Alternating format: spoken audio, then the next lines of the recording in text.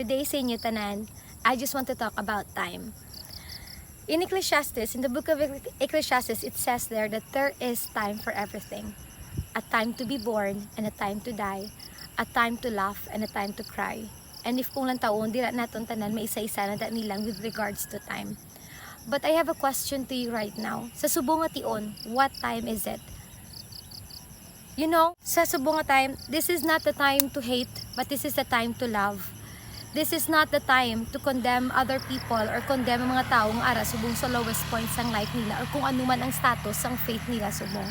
But this is the time to pray for them. This is the time to be united together and pray for those people nga ara bala subong sa downmost points ng life nila. This is not the time to point a finger kung sino good in to and do the blame game. But this is the time to lend a helping hand to help those people, especially in need, may it be in physical, emotional, or spiritual. This is not the time nga mag-fear kita, but this is the time to stand up and fight the good fight of faith. And lastly, this is not the time to give up, but this is the time to stand up and raise our faith up, believing that with our God, nothing is impossible. God bless you.